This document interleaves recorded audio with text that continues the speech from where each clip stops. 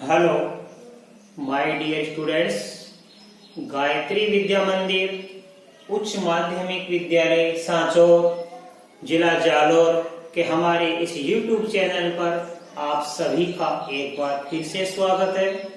प्रिय विद्यार्थियों, मैं अनिल कुमार सोनी, कक्षा 9 विषय गणित, अध्याय 10 व्रत, भाग संख्या 68। इसके प्रमेय 10.3, प्रमेय 10.4 आज आपको हल कराने जा रहा हूं। बच्चों, इसके पहले प्रमेय 10.1 और 10.2 हमने आपको कल के वीडियो में हल करा दी है। बच्चों, आज प्रमेय 10.3 की शुरुआत करने से पूर्व में आपको फिर से कहना चाहूंगा कि यदि आपने अभी तक हमारे इस YouTube चैनल को सब्सक्राइब नहीं किया है तो सब्सक्राइब जरूर करें, जिससे कि आपको आगे आने वाले नए नए वीडियोस के नोटिफिकेशन समय पर प्राप्त हों और आप निर्बाध रूप से अपनी पढ़ाई को सुचारू रूप से जारी रख सके, आपको पढ़ने में सहायता मिल सके। तो बच्चों, अब हम आज अध्याय 10 व्रत की प्रमेय 10.3 की शुरुआत कर रहे हैं। देखो बच्चों, प्रमेय 10.3 क्या है?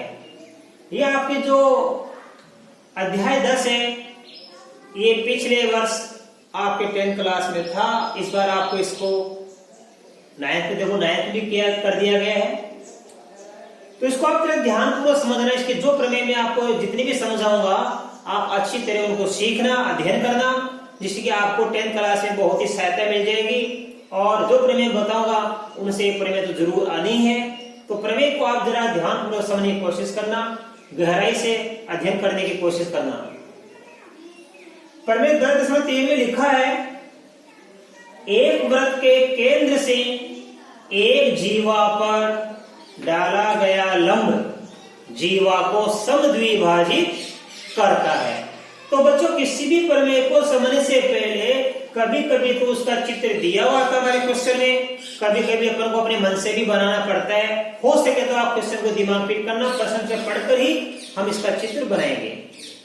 देखो, एक वृत्त के केंद्र से, इसका मतलब है हम एक वृत्त बनाएंगे और उसका केंद्र भी अपन दिखाएंगे। देखो, मैं आपको बना के बता रहा हूं।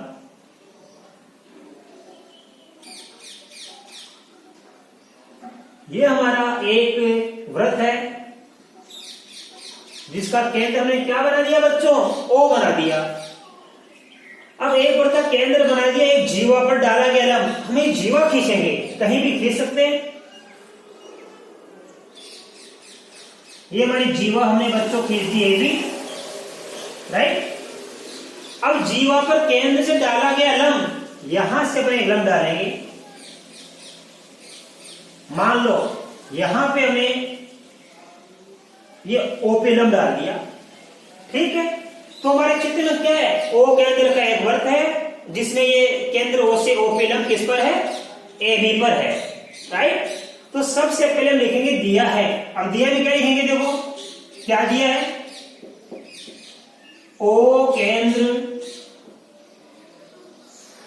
के एक वृत्त में केंद्र ओ से, केंद्र ओ से जीवा ए बी पर लंब डाला गया है, राइट। इस केंद्र ओ से जीवा ए बी पर लंब डाला गया है, अर्थात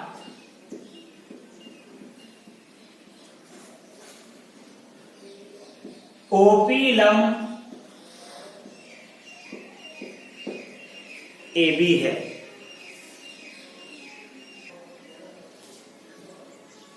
अब देखिए, इसके बाद हम लिखेंगे बच्चों सिद्ध करना है।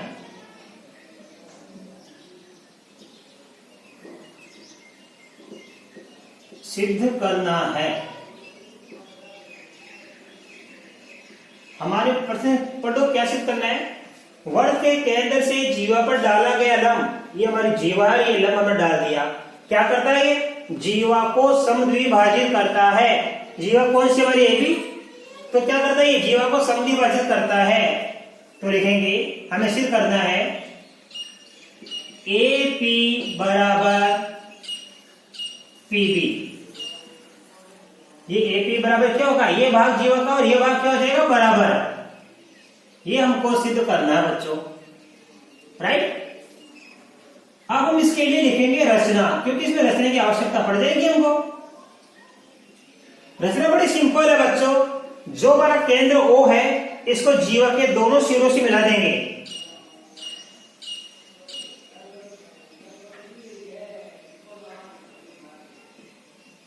ये मिला दिया, राइट। तो रचना ने क्या की, केंद्र O को A व B से मिलाया, राइट। इस केंद्र O को हमने A व B से मिला दिया। अब देखिए बच्चों इसके लिए लिखेंगे उत्पत्ति या प्रमाण। उत्पत्ति भी लिख सकते हो और लिखना नहीं है तो आप लिख सकते हो प्रमाण, या तो उत्पत्ति या प्रमाण एक ही बात है। अब कैसे लिखेंगे देखो बच्चों, जैसे हमारा हमने दोनों इस केंद्र O को A और B से मिलाया तो दो त्रिभुज बन गए। एक तो बन गया मेरे पास OPA, दूसरा बन गया OPB। अब दोनों को सर्वांग समसिद्ध करना हमको देखो, तो लिखेंगे त्रिभुज OPA तथा त्रिभुज OPB में। अब इन दोनों त्रिभुजों में इन दोनों को हमको सर्वांग समसिद्ध करना है। तो दोनों को सर्वांग समसिद्ध करने के लिए देखो हम देखेंगे कि तीन भाग क्या क्या बराबर है। OPA त्रिभुज, OPA इधर वाला, इसमें देखो ये कोण समकोण है, तो लिखेंगे कोण OPA ये समकोण है। इधर ये OPB कोण OPB, ये दोनों बराबर क्यों है, क्योंकि दोनों ही क्या है समकोण है। क्यों है समकोण, क्योंकि हमारे सवाल में क्या दिया है OP लंब AB है, ये OP लंब AB है, इसका मतलब ये दोनों कोण क्या बन जाएंगे समकोण बन जाएंगे बच्चों। अब देखो इसके अलावा अब इस त्रिभुज की ये OA भुजा और इस त्रिभुज की OB भुजा बराबर है। इसकी OA भुजा, इसकी OB भुजा, इस त्रिभुज OPA की OA भुजा और OPB की OB भुजा दोनों बराबर क्यों है, क्योंकि ये दोनों एक ही वर्ग की त्रिज्याएं हैं।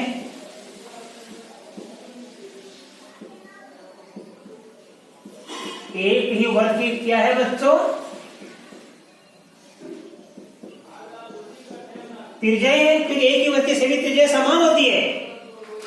अब देखो हमारे पास ये OP भुजा, ये OP भुजा इस त्रिभुज OPA की भी है और ये OP भुजा इस त्रिभुज OPB की है, दोनों की है ये, और जो दोनों की होती है उसको कहते हैं उभयनिष्ठ भुजा। OP बराबर OP क्यों है, क्योंकि ये भुजा क्या कहलाएगी उभयनिष्ठ भुजा।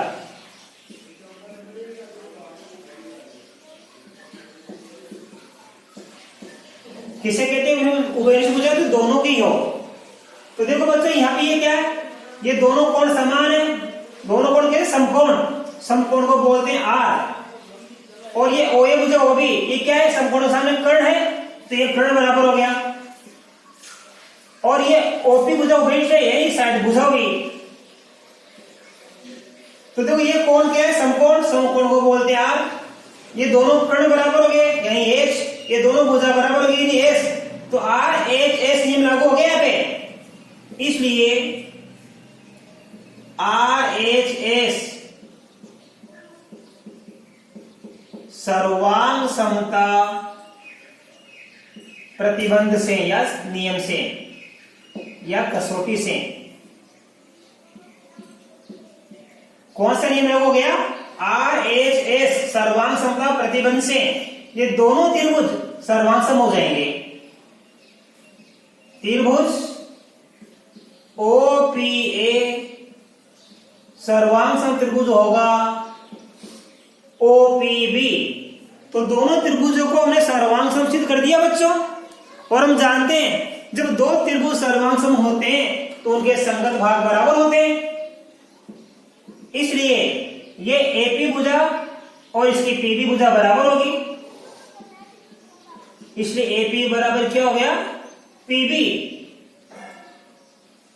AP बराबर क्या गया बच्चों? PB। तो AP और PB क्या है?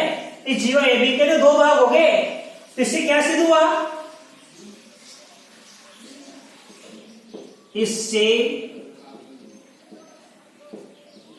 सिद्ध होता है कि वृत्त के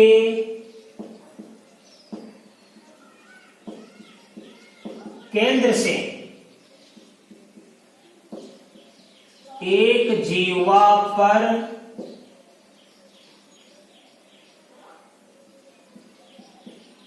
डाला गया लंब जीवा को समद्विभाजित करता है।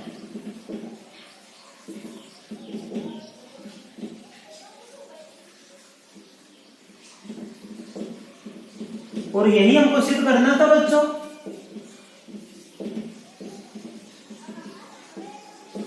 यही हमको सिद्ध करना था।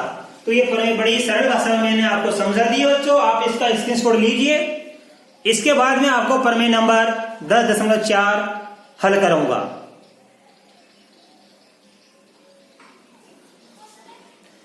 अब देखिए बच्चों, प्रमेय 10.4 वृत्त के केंद्र से जीवा को समद्विभाजित करने वाली रेखा जीवा पर लंब होती है। तो बच्चों इसके लिए देखो, मैं पहले चित्र बना के समझाऊंगा वापस। हम O केंद्र का एक वृत्त बनाएंगे।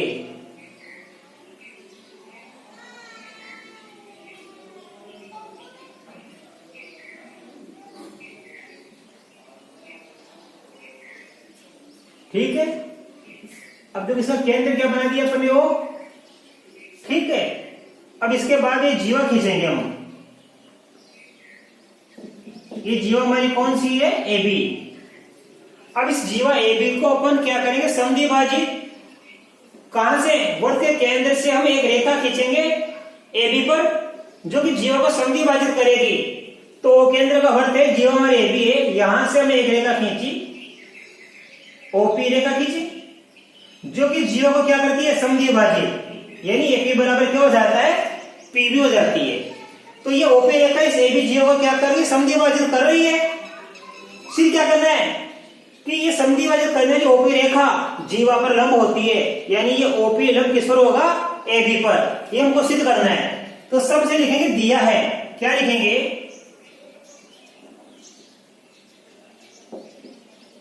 वृत्त के केंद्र से OP रेखा जीवा AB को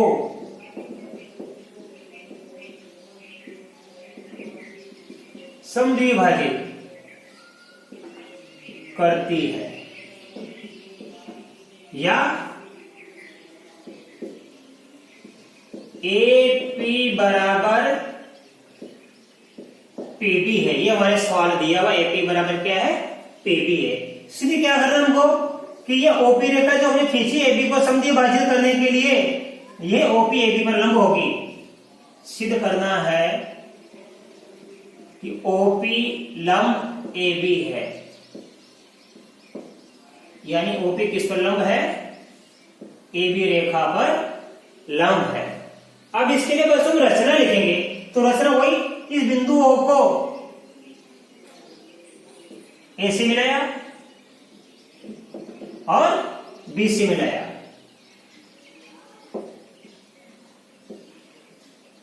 केंद्र O को वह बी से मिलाया, राइट। वो की वो रचना की इसके पहले वाले में हमने की थी। तो केंद्र ओ को हमने ए व बी से मिलाया। अब देखिए बच्चों, वही दो त्रिभुज बन गए। एक तो हमारा बन गया ओपीए, एक ओपीबी। ध्यान देना, त्रिभुज ओपीए व त्रिभुज ओपीबी में देखो क्या क्या समान होगा। ध्यान देना, इस त्रिभुज की ओए भुजा इस त्रिभुज की ओबी भुजा के बराबर है, ठीक है। ध्यान देना, इस त्रिभुज की ओए भुजा इस त्रिभुज की ओबी भुजा के बराबर है। ओए बराबर ओबी क्यों है? एक ही वृत्त की क्या है? त्रिज्याएं। और इसकी एपी भुजा किसके? पीबी के। या ओपी किसके बराबर है? उभयनिष्ठ। तो देखो, इसकी पी ओ भुजा और इसकी पीओ भुजा, तो इसकी पीओ पीओ क्यों हो गई? ये उभयनिष्ठ भुजा है।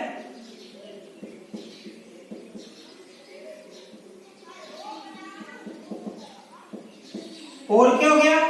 इसकी ये एपी और इसकी क्या पीबी बराबर है। तो इसकी एपी और इसकी बीपी दोनों भुजा बराबर क्यों है? क्योंकि हमारे सवाल में दिया है। दिया नहीं, देखो हमारे सवाल में एपी बराबर पीबी। तो ये भुजा बराबर क्यों है? क्योंकि ये त्रिज्या है एक ही वर्ग की। ओपी बराबर ओपी क्यों है? क्योंकि उभयनिष्ठ भुजा है। और एपी बराबर बीपी क्यों है? क्योंकि हमारे सवाल में दिया है। इसलिए त्रिभुज ओपीए सर्वांग त्रिभुज होगा ओपीबी। ये दोनों त्रिभुज क्या हो जाएंगे बच्चों? सर्वांग हो जाएगा। कौन से नियम से? देखो, ये भी भुजा है, ये भी भुजा है, ये भी भुजा। ध्यान देना, ये भी भुजा, ये भी भुजा और ये भी क्या होगी? भुजा। 1 2 3, तो एस एस एस का नियम लागू हो गया। इसलिए एस एस एस सर्वांग समता नियम से या सर्वांग समता प्रतिबंध से, ध्यान देना, दोनों त्रिभुज क्या हो गए? सर्वांग सम हो गए। एस एस एस सर्वांग समता प्रतिबंध से ये क्या हो गए? दोनों त्रिभुज सर्वांग सम हो गए। अब जब दो त्रिभुज सर्वांग सम होते हैं तो उनके संगत भाग बराबर होते हैं। इसलिए इस त्रिभुज का यह कोण क्या नाम है? ओपीए। और इस त्रिभुज का यह कोण, ये दोनों बराबर हो जाएंगे। इसलिए कोण ओ पी ए बराबर कोण ओ पी बी क्यों होगा? ये समीकरण नंबर 1 है। कैसे आया ये? By CPCT. सीपीसीटी का मतलब क्या है? सर्वांग सम त्रिभुजों के संगत भाग बराबर होते हैं, राइट। अब आप ध्यान दीजिए बच्चों, इन दोनों ही कोणों को मैं जोड़ सकता हूं। इन दोनों कोणों को मैं क्या कर सकता हूं? जोड़ूंगा। तो ध्यान दीजिए, तो हम लिखेंगे इसलिए कोण ओपीए प्लस कोण ओपीबी बराबर क्या होगा? 180 डिग्री। बच्चों, इन दोनों कोणों का योग 180 क्यों होगा? क्योंकि एपीबी हमारी सरलरेखा है और एक रेखा पर बनने वाले कोणों का योग 180 डिग्री होता है, क्योंकि वो रैखिक कोण युग्म कहलाते हैं। क्योंकि ये दोनों कोण कैसे हैं? रेखिक कोण युग्म है। अब देखो बच्चों, इसलिए कोण ओपीए प्लस, देखो ये ओपीए और ओपीबी दोनों बराबर है, तो क्या तो दोनों ही जगह आप ओपीए ओपीए लिख दो, क्योंकि दोनों बराबर है। या दोनों जगह ओपीबी लिख दो। ओपीए ओपीए दोनों जगह ले सकते हैं और ओपीबी ओपीबी दोनों जगह ले सकते हैं। तो ओपीए प्लस कोण ओपीए बराबर क्या हो जाएगा? 180 डिग्री। मैंने ओपीबी की जगह क्या लिख दिया? मैंने लिख दिया यहाँ पे ओपीए ही लिख दिया, क्योंकि दोनों कोण बराबर है यहाँ पे, इसलिए मैंने इसको लिख दिया। इसलिए ये 2 बार हो गया, 2 कोण OPA बराबर क्या हो जाएगा 180 डिग्री। इसलिए कोण OPA बराबर होगा 180/2, क्योंकि ये 2 से गुणा हो रहा है तो 2 का भाग हो जाएगा। इसलिए कोण OPA बराबर होगा 90 डिग्री। तो देखो बच्चों OPA, इस OPA का मान कितना गया 90 डिग्री, और OPA किसके बराबर OPB के। इसलिए कोण OPB बराबर कितना होगा 90 डिग्री। क्यों? चूंकि कोण OPA बराबर किसके है OPB के। तो जब ये दोनों कोण देखो, यहाँ पे ये भी 90 डिग्री हो गया, ये भी 90 डिग्री हो गया। इसलिए इससे क्या सिद्ध हुआ कि ये OP किस पर लंब हो गई AB पर, OP लंब किस पर हो गई AB पर। और यही तो हमको सिद्ध करना था, OP लंब AB पर, यही हमको सिद्ध करना था।